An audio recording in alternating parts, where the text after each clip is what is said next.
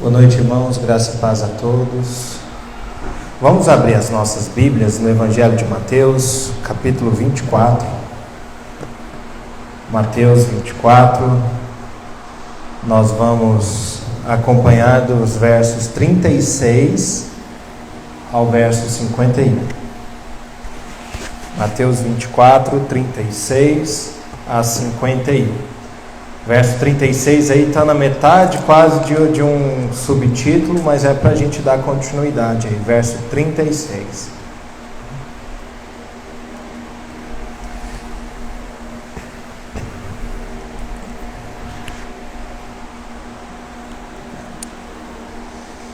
Diz assim a palavra: Mas a respeito daquele dia e hora, ninguém sabe, nem os anjos dos céus, nem o Filho, senão o Pai. Pois assim como foi nos dias de Noé, também será a vinda do Filho do Homem.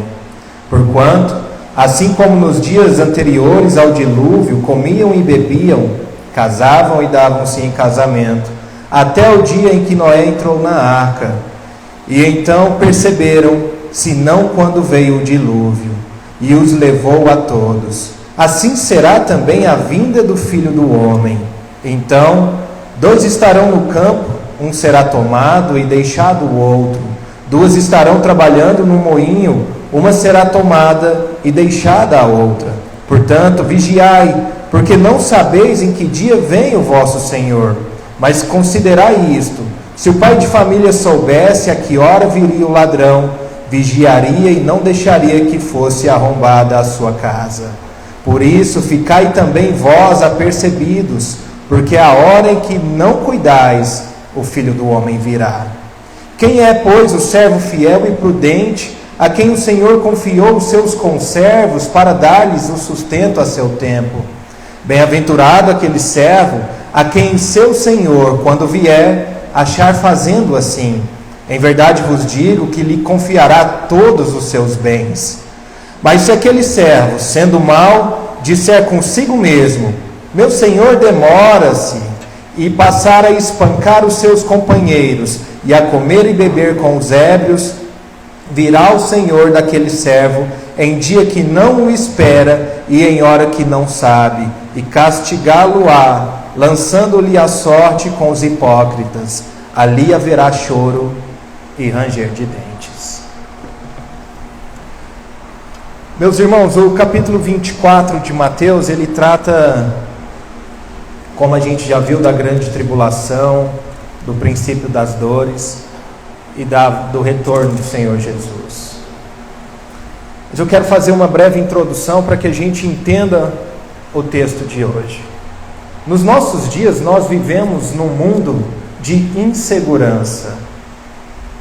Nós, cidadãos do século 21, quando vamos fazer a mobília da nossa casa, ou de um escritório, ou de qualquer comércio, itens como sensores, alarme, câmeras, trancas e outras ferramentas e itens de segurança são prioridades, porque nós estamos em constante insegurança. Ao sairmos de casa, a gente tranca as portas, tranca as coisas, liga as câmeras, liga o alarme, quem o tem, e assim nós fazemos.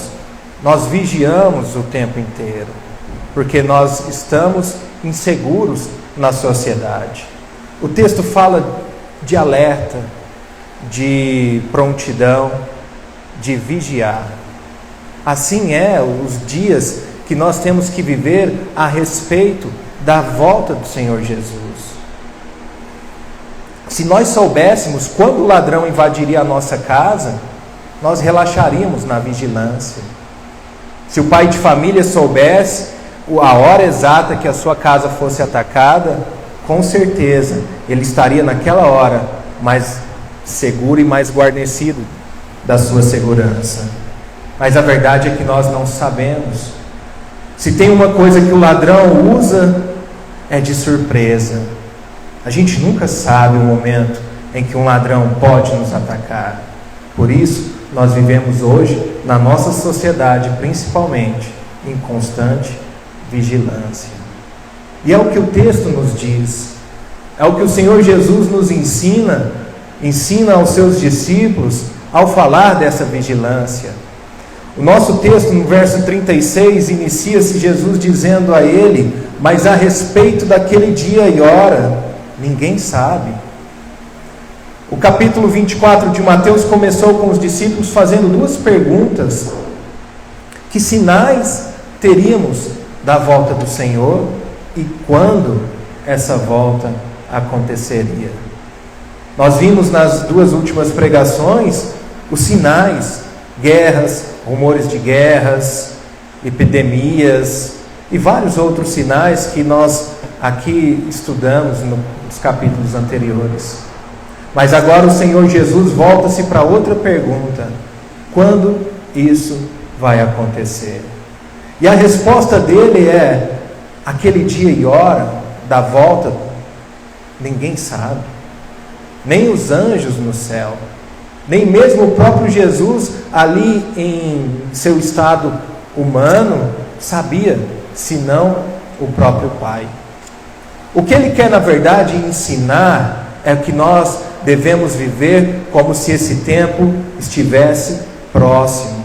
Nós devemos viver como se a volta dele fosse iminente, fosse agora, fosse amanhã. Assim nós devemos viver. E ele vai nos dizer que, além de ninguém saber, ele vai nos fazer uma analogia aos tempos da sua vinda com os tempos do patriarca Noé. Nós lembramos da história de Noé. Noé viveu numa geração onde o mundo estava totalmente corrompido. Deus olhou para a terra e viu que o homem era mau, e mau eram as suas obras, desde a sua mocidade. E achou graça aos olhos de Deus o patriarca Noé. Então ele pediu para que Noé construísse uma arca, que ele salvaria a humanidade através daquela arca.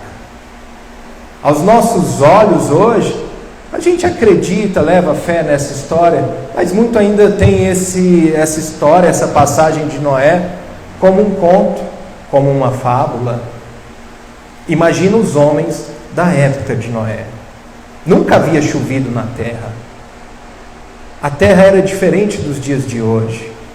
Lá em Gênesis nós vemos que quando Deus criou o mundo, criou a terra, ele fez separação das águas de cima e das águas de baixo.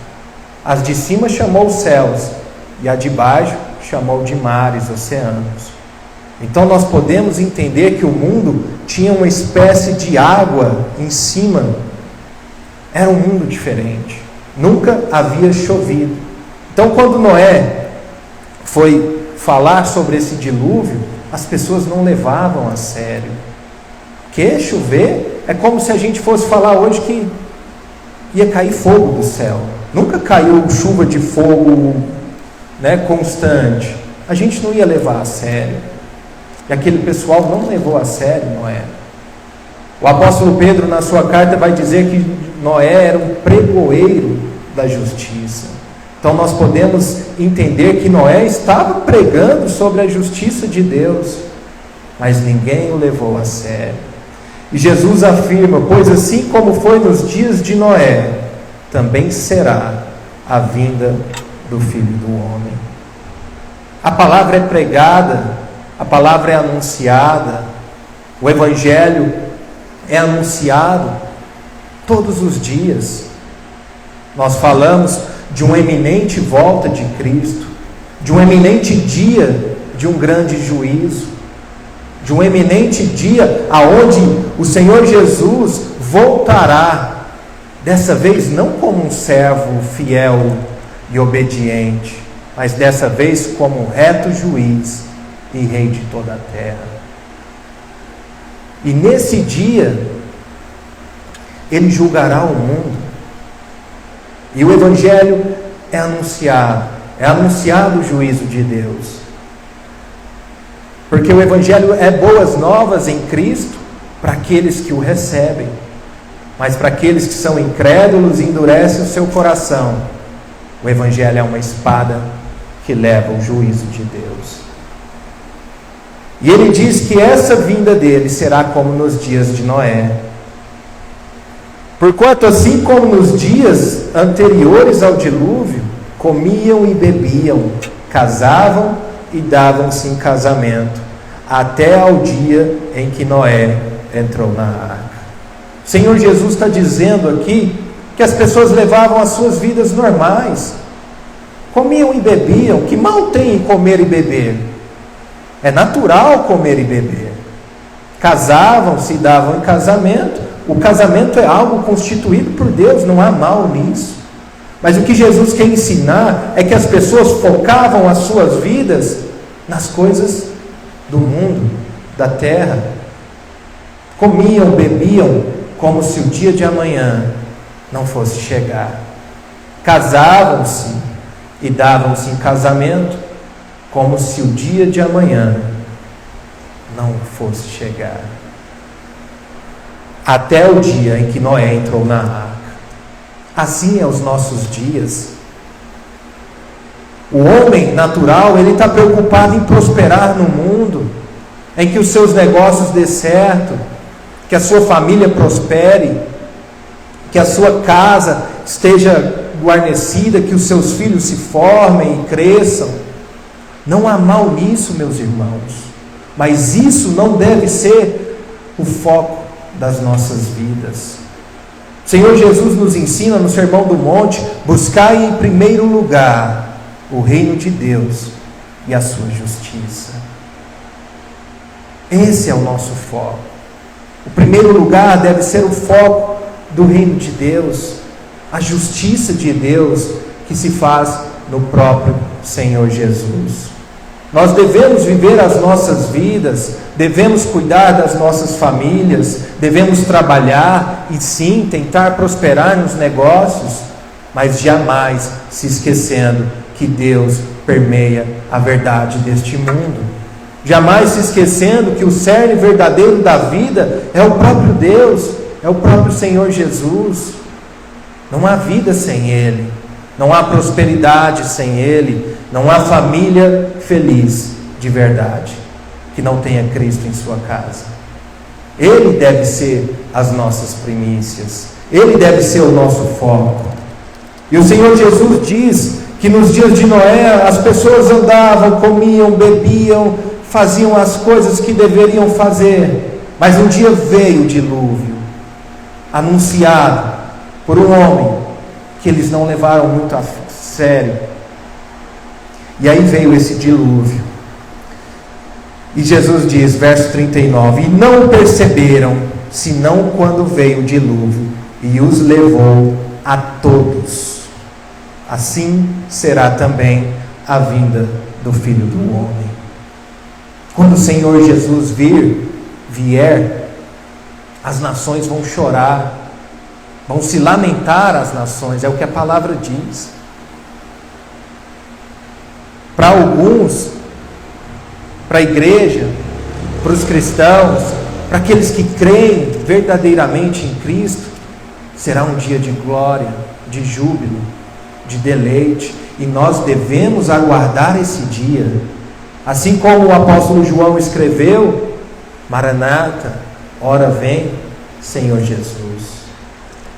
Mas para alguns incrédulos, alguns que não levam muito a sério o Evangelho, será um dia de surpresa, será um dia de juízo. Verso 40, o Senhor diz, então 2 estarão no campo, um será tomado e deixado o outro. 2 estarão trabalhando no moinho, uma será tomada e deixada a outra. Assim vai ser no dia da vinda do Senhor Jesus. Não quero que os irmãos se enganem aqui e pensem que o texto diz sobre algum tipo de arrebatamento. Não é isso que o texto diz. Não é que Jesus vai vir e vai levar um, o outro vai ficar porque esse um que foi levado foi arrebatado. Não, é pelo contrário. Os que foram levados, na analogia que ele faz no dia de Noé, foi o dilúvio que os levou. Esses que serão levados para juízo, serão levados para castigo. serão levados para serem condenados. Não é um arrebatamento secreto como muitos pregam. O texto está falando sobre um dia de julgamento, aonde uns ficarão com o Senhor Jesus e outros serão tirados da sua presença. Essa é a volta do Filho do Homem. Esse é o dia da vinda de Jesus. Verso 42 ele diz: portanto vigiai, porque não sabeis em que dia vem o vosso Senhor. O vigiai aqui não deve ser algo medonho, algo que nos deixa com medo, mas o vigiai aqui é para que nós vivamos no Evangelho, vivamos de acordo com os seus mandamentos. Nós nos deleitamos em Cristo, a nossa alegria é Cristo. Eu sempre falo para minha esposa, como é bom eu dormir em paz. Não é porque o meu nome não está no SPC, ou porque a minha conta tem algum dinheiro. Eu durmo em paz, porque eu sei em quem tenho crido. Eu durmo em paz porque eu sei que o Senhor Jesus levou os meus pecados naquela cruz.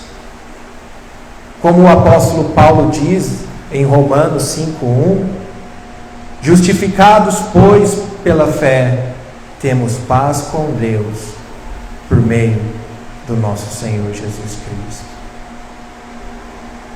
E quando nós temos paz, nós podemos vigiar, aguardando o dia da sua volta, o dia em que Ele vai de fato consumar toda a redenção. Ah, que dia maravilhoso! Quando eu penso na volta de Cristo, como isso me leva a meditações extremas. Quando eu vejo, eu já estou pensando num futuro, e vem aquele texto de Paulo dizendo que olho nenhum nunca viu, ouvido nenhum nunca ouviu, e nunca desceu ao coração do homem as coisas que Deus tem preparado para aqueles que o amam. Assim deve ser a nossa vigilância, aguardando, esperando. Os apóstolos, nos seus dias, depois que o Senhor Jesus subiu aos céus, eles esperavam a volta de Cristo. Paulo vai escrever aos Tessalonicenses, e ele fala: olha, não se enganem, nós que estaremos vivos, seremos levados junto a Ele. Ou seja, Paulo aguardava esse dia, enquanto vivia. João aguardava, e ele nos exorta a aguardar também. Nós devemos aguardar esse dia. Nós devemos almejar esse dia. Verso 43, o Senhor diz: mas considerai isto: se o pai de família soubesse a que hora viria o ladrão, vigiaria e não deixaria que fosse arrombada a sua casa. Se nós soubéssemos o dia da volta de Cristo, naquele dia ou dias anteriores, nós iríamos falar: agora sim eu vou me converter, eu vou viver como o filho pródigo viveu, dissolutamente, vou gastar tudo que Deus me deu, e aí, quando estiver próximo da vinda dele, eu vou lá e me arrependo. Só que não é assim que funciona. O homem natural, ele não tem a capacidade de buscar a Deus. A palavra diz que ninguém busca a Deus. Ninguém busca a Deus. Sabe por quê? Porque é Deus quem busca o homem. É Deus quem resgata o homem. É o Senhor quem tira o homem da sarjeta. O homem por si só, ele quer viver a vida, quer viver a sua mocidade, os bens que conquista, os prazeres que o mundo oferece. Somente Deus pode regenerar um coração humano. Por isso que nós não sabemos o dia da hora da vinda do Senhor Jesus. Busquemos a Deus enquanto podemos encontrar. Mas você acabou de falar, Caio, que ninguém busca a Deus. Mas quando o Senhor nos regenera, transforma o coração. O texto que foi lido no início do culto retira o coração de pedra e nos dá um coração de carne. Nós buscamos a Deus. É o que Jeremias diz: buscar-me-eis e me achareis, quando me buscardes de todo o vosso coração. Que peçamos a Deus um novo coração, um coração que o aguarda, um coração que vigia, um coração que tem o prazer nas coisas de Deus. Verso 44, o Senhor nos dá um alerta: por isso, ficai também vós apercebidos, porque a hora em que não cuidais, o Filho do Homem virá. Veja, meus irmãos, o Senhor Jesus, Ele está conversando com os apóstolos, com os discípulos. Ele não está falando para o incrédulo. Nós vimos no capítulo 23 de Mateus, que Ele faz juízo aos fariseus, aos escribas, aos saduceus. A eles, o juízo foi: como serão livrados do inferno, raça de víboras? Mas aqui o Senhor está falando para discípulos. Fiquem atentos, apercebidos, porque na hora que vocês não estão cuidando, virá o Filho do Homem. Na hora que vocês estiverem mais dispersos, virá o Filho do Homem. E Ele vai fazer uma parábola nos últimos versos. Verso 45, Ele diz: quem é, pois, o servo fiel e prudente, a quem o Senhor confiou os seus conservos, para dar-lhes o sustento a seu tempo? Bem-aventurado aquele servo a quem seu Senhor, quando vier, achar fazendo assim. Em verdade vos digo que lhe confiará todos os seus bens. Senhor Jesus, agora nessa parábola, Ele compara o crente, o cristão, aquele que está aguardando fielmente o Senhor, como um servo, aonde o Senhor desse servo saiu e deixou esse servo cuidando de outros servos, dos seus conservos e de alguns bens. E de repente esse Senhor voltou, e esse primeiro servo foi achado fazendo tudo direitinho, foi achado fiel. E o Senhor diz: bem-aventurado aquele servo a quem seu Senhor, quando vier, achar fazendo assim. Em verdade vos digo que lhe confiará todos os seus bens. Veja que promessa. Aqueles, quando o Senhor Jesus voltar, que eles o encontrar fazendo o correto, fazendo aquilo que o Senhor mandou, tratando seus conservos de forma correta, fiel, ele será recompensado com todos os bens do servo. A palavra nos diz que aqueles que estão em Cristo são cordeiros com Cristo, de tudo que o Pai lhe deu. Vocês têm noção do que é isso, meus irmãos?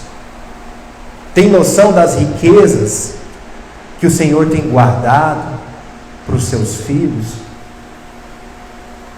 Às vezes a gente não entende o que é que o Senhor Jesus nos deu naquela cruz.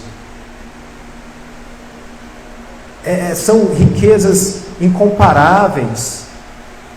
Paulo diz que os sofrimentos dessa vida nem se comparam às riquezas do porvir. A questão é que nós queremos trocar isso por qualquer esmola que o mundo pode nos oferecer. Esse servo foi achado fiel e foi recompensado. Eu não quero que os irmãos entendam que Deus nos salva através das nossas obras. Nós não somos salvos porque fazemos coisas boas. Nós somos salvos porque o Senhor Jesus nos redimiu. Simplesmente por isso. E nós cremos na obra do Senhor Jesus. Mas o Evangelho, ele nos traz tanta riqueza, tanta coisa que Deus nos deu através do seu Filho, que a gente não tem noção. Quando a gente lê a carta aos Efésios, Paulo diz que nós temos riquezas imensuráveis. A gente não tem noção disso. Nós não temos noção. Paulo vai nos ensinar em Romanos, se Deus não poupou o seu próprio Filho e nos deu, quanto mais não dará todas as outras coisas. Que nós sejamos encontrados fiéis quando o Senhor Jesus voltar. Verso 48 ele diz: mas se aquele servo, sendo mau, disser consigo mesmo, meu Senhor demora-se, e passar a espancar os seus companheiros e a comer e beber com os ébrios, virá o Senhor daquele servo em dia em que não o espera e em hora que não sabe, e castigá-lo-á, lançando-lhe a sorte com os hipócritas. Ali haverá choro e ranger de dentes. Existe uma outra classe que se diz servo de Deus, porém não são servos de Deus, são servos maus, como o texto diz. Nem todo aquele que pregou a Jesus, que diz Senhor, Senhor, será encontrado no reino de Deus naquele grande dia. Há os servos maus, há aqueles que professam a Cristo, mas na verdade seus corações estão totalmente distantes de Cristo. Mais uma vez, repito, o texto fala para discípulos, fala para servos de Deus, não para incrédulos. Na igreja há trigo e há joio, há bodes e ovelhas, andando junto, ouvindo juntos a palavra, até professando junto a mesma fé. Mas Deus vê o coração. Aonde nós não vemos, o Senhor enxerga. Aonde os olhos humanos não alcançam, a onisciência de Deus alcança. E há os servos maus, que dizem: meu servo, o meu Senhor está demorando mesmo, eu vou viver a vida do meu jeito. E aqui o texto diz que ele começa a maltratar os seus conservos. Tem muita gente enganando em nome de Deus, maltratando os conservos de Deus, os nossos conservos, os nossos irmãos, em nome de Deus. Muito. Essa semana, mais um escândalo de um homem que se diz servo de Deus. E vão ser vários. O pastor tem pregado aqui o capítulo 24, falado que um dos sinais da volta de Cristo são os falsos líderes, os falsos mestres. É só ligar a televisão. Não precisa muito. É só entrar no seu smartphone e ver as notícias. Todo dia tem notícia de pessoas que se dizem servos de Deus, que mataram, que roubaram, que adulteravam, que faziam orgias e todo o escândalo possível. Porque esses pensam que o Senhor tarda a voltar, eles pensam que o dia do juízo não chegará, pensam que não prestarão contas a Deus.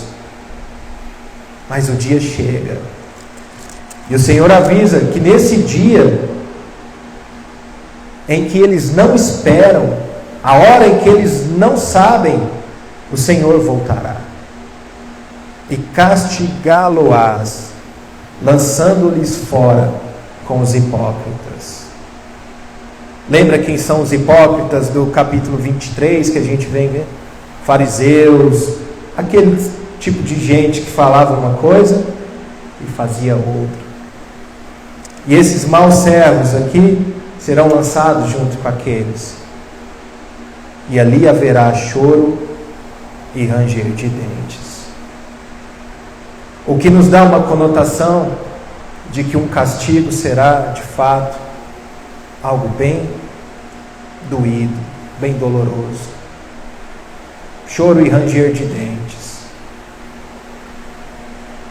Meus irmãos, o Evangelho não é brincadeira.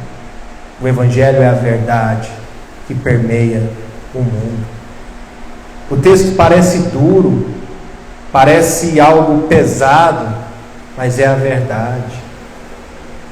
Lembre-se que nesse dia serão separados aqueles do lado direito, onde o Senhor diz: benditos de meu Pai, venham desfrutar o reino que lhes foi preparado antes da fundação do mundo. Porém, do lado esquerdo, o Senhor dirá: malditos, eu nunca vos conheci. O Evangelho não é brincadeira, meus irmãos. Pregar o Evangelho, falar de Cristo, ser um pregoeiro da verdade, não é brincadeira. Às vezes nós somos perseguidos, somos criticados, somos zombados, somos maltratados, mal vistos, malquistos. Pessoas dizem: eu prefiro ir nos lugares onde fala de vitória, onde fala de bênçãos, de coisas que Deus nos dá. Mas a verdade é o que emana das Escrituras. O Evangelho é uma espada. Ela primeiro nos fere, para depois nos curar. O Evangelho primeiro mata o velho homem, para depois ressurgir a nova criatura. O Evangelho primeiro nos faz chorar em lágrimas de contrição, de arrependimento, para que depois nós possamos sorrir, deleitando-se em Cristo. Meus irmãos, o Evangelho é totalmente a contramão do mundo. Enquanto o mundo quer nos exaltar as nossas qualidades, o Evangelho diz: aquele que se humilhar será exaltado. Ou seja, eu me humilho na presença de Deus. Senhor, eu não sou ninguém, eu não sou nada, eu nada posso. E o Senhor nos exalta, nos dando a Cristo. O Evangelho é a contramão do mundo. O Senhor Jesus diz: aquele que ama a sua vida, perdê-la-á. Mas aquele que entrega a sua vida por amor a mim, achá-la-á. É a contramão. Enquanto o mundo diz: você pode, o Evangelho diz: entregue a Deus. João Batista diz: é necessário que ele cresça e eu diminua. É o oposto do mundo, meus irmãos. É o oposto do que está sendo pregado hoje, na maioria dos lugares. O Evangelho primeiro nos mata. Se a semente não morrer, ela não poderá frutificar. É o que a palavra diz. Entendamos isso e aguardemos com júbilo a volta do Senhor Jesus. É um dia em que ninguém espera, mas ninguém daqueles que não conhecem a Cristo. Aguarde, espere, anseie pela volta do seu Senhor. É um dia de festa, é um dia de alegria, é um dia de gozo, e é um dia que não terá fim. Coloque isso no seu coração. Coloque essa palavra de fato no seu coração. Mesmo que o Senhor Jesus demore a voltar e de fato consumar todas as coisas, nós não sabemos se nós viveremos amanhã. Então viva como se hoje fosse seu último dia, porque o amanhã a Deus pertence. O Senhor Jesus nos ensina que deixe o amanhã trazer seus próprios males. Entregue-se a Cristo. Clame por Cristo. Invoque ao Senhor e Ele o ouvirá. Vamos orar, meus irmãos?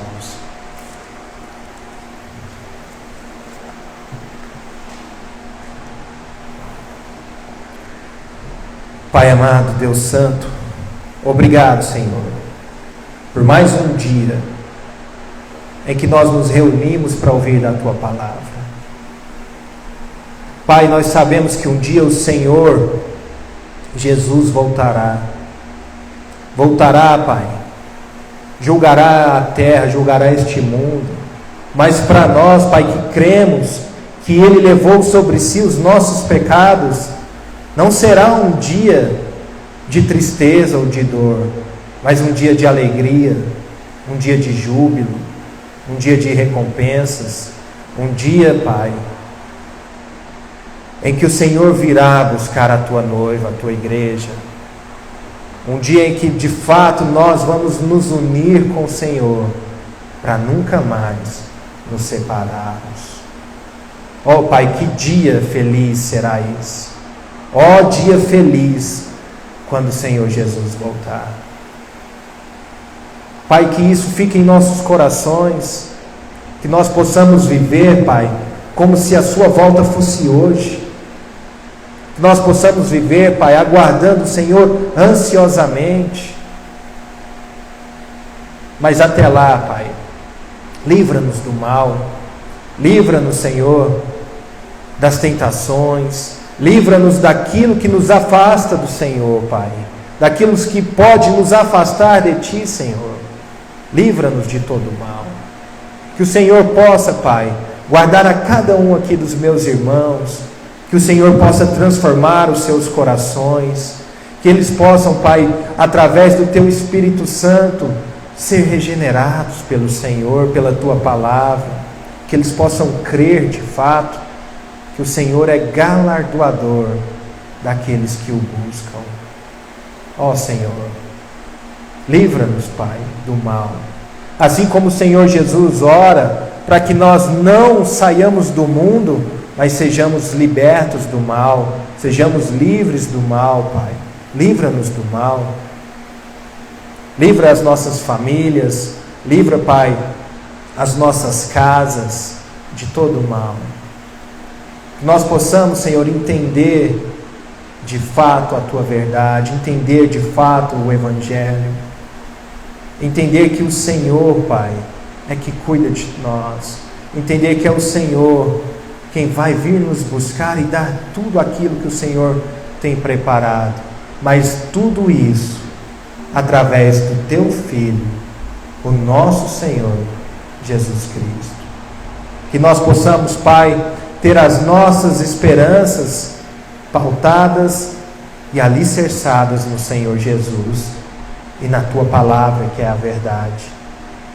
Que os meus irmãos entendam, Pai, entendam, Senhor, que a Tua verdade emana das Escrituras. Somente as Escrituras, Pai, podem nos revelar a verdade, que é o próprio Senhor Jesus. Senhor, guarde o pastor José Carlos, guarde a sua família, guarde a nossa igreja, Pai. Que nós possamos ter um resto de semana abençoados por Ti, que nós possamos entender de fato a Tua vontade sobre as nossas vidas. Muito obrigado, Senhor, pela palavra. Muito obrigado, Pai, por mais uma vez o Teu Evangelho ter sido pregado. Ó Senhor, nós o aguardamos, e assim como o apóstolo João diz: Maranata, ora vem, Senhor Jesus.